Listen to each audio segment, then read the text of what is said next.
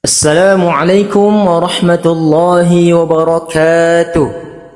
الحمد لله الذي أنزل القلم للكتابة والكتابة للمعرفة والمعرفة للعبادة والعبادة لله تعالى. أشهد أن لا إله إلا الله وحده لا شريك له وأشهد أن محمدا عبده ورسوله الذي لا نبي ولا رسوله وبعد أما بعد. وقال الله تعالى: يا أيها الذين آمنوا اتقوا الله ولتنظر نفس ما قدمت لغد واتقوا الله إن الله خبير بما تعملون. Yang artinya, wahai orang-orang beriman, hendaklah setiap diri, setiap kalian memperhatikan apa-apa yang akan dilakukannya di hari esok, dan bertakwalah kepada Allah. Sesungguhnya Allah Maha mengetahui setiap apa yang kamu kerjakan. Masyaallah muslimin, para hadirin yang dimuliakan Allah Subhanahu wa taala. Tiada bosannya kembali kita bersyukur kepada Allah Subhanahu wa taala atas limpah nikmat dan karunia-Nya dengan mengucap alhamdulillah. Kemudian salawat serta salam semoga tercurahkan pada baginda Muhammad sallallahu alaihi wasallam. Allahumma salli ala Muhammad wa ala alihi Muhammad. Masyaallah muslimin rahimani rahimakumullah. Pada kesempatan ini izinkan kami menyampaikan berpidato yang berjudul Hindari Hoaks dan Pandangan Islam Terhadap Berita Hoaks. Masyaallah muslimin, para hadirin yang dimuliakan Allah Subhanahu wa taala. Hoaks dalam kamus besar bahasa Indonesia berarti berita bohong atau informasi yang tidak benar yang dibuat-buat seolah-olah benar adanya. Hoaks juga diambil dari kata serapan, yaitu fitnah. Bagaimana banyak terjadi di tengah-tengah masyarakat berita hoaks.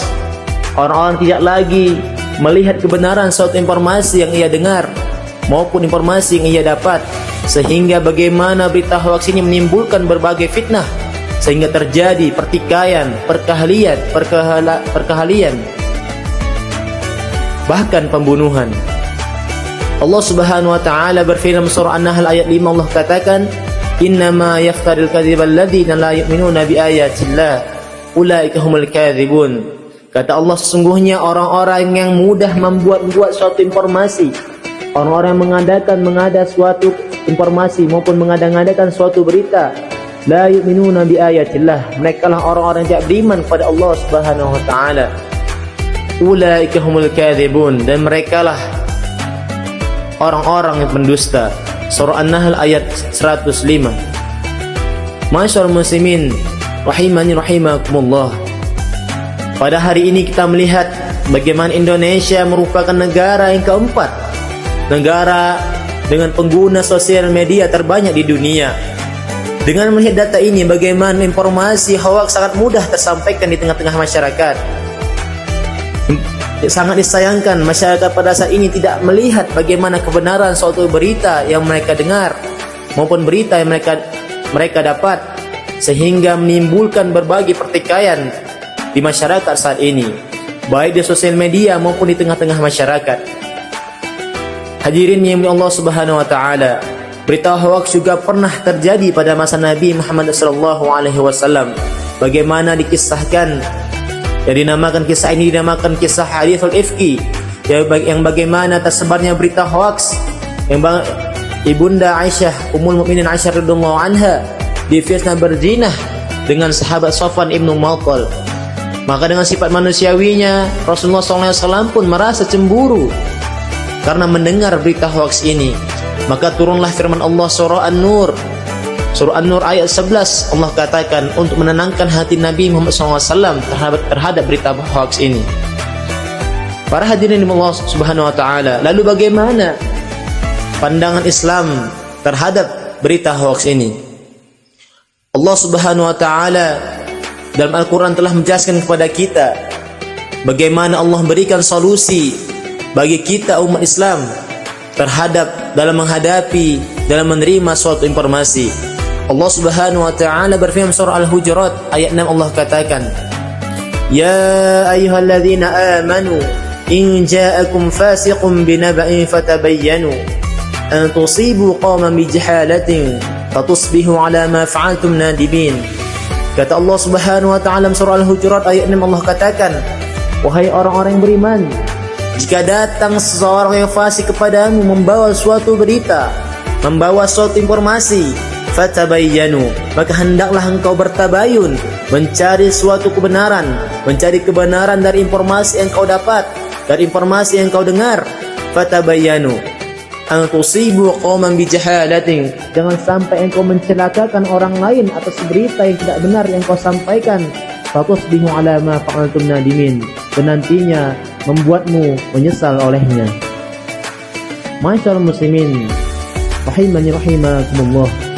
Oleh karena itu, marilah kita bijak dalam menerima, dalam mendengar suatu informasi yang kita dengar, baik informasi yang kita dapat. Jangan sampai informasi itu dapat mencelakakan orang lain atas ketidakbenarannya informasi tersebut. Rasulullah SAW bersabda, "Man kana yu'minu billahi wal yawmil akhir, falyaqul khairan aw liyasmut."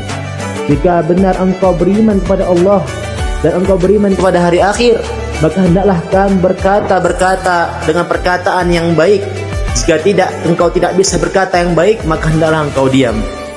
Maka inilah bagaimana gambaran Nabi Muhammad SAW memberikan solusi kepada kita, kepada umatnya.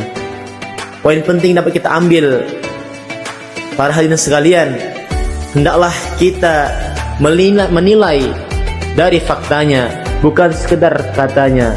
Sangat disayangkan pada hari ini, banyak orang-orang yang pandai berkata-kata, pandai dalam berretorika, namun saya disayangkan mereka menyampaikan, menyalahgunakan fakta atau memutarbalikkan fakta yang ada. Masyaallah muslimin rahimani rahimakumullah. Sebuah pepatah mengatakan, illam tanfa'hu fala tadurruhu. Jika kamu belum bisa memberikan manfaat kepada orang lain, maka janganlah engkau menyusahkannya. Illam tafrahu fala tuhzinhu. Jika kamu belum bisa menyenangkan hati orang lain, maka jangan pernah engkau membuatnya bersedih. Illam tamdahu fala tadhummahu. Dan jika kamu belum bisa memuji orang lain, maka jangan pernah engkau menghinanya. Demikian yang dapat kami sampaikan, semoga dapat kita aplikasikan, dapat kita amalkan bagi saya dan para hadirin sekalian. Semoga bermanfaat dan dapat kita amalkan dalam keseharian kita. Amin amin ya rabbal alamin. Kami akhiri billahi taufiq wal hidayah wa ridha wal inayah. Allah muwaffiq ila aqwamit thoriq. Wassalamualaikum warahmatullahi wabarakatuh.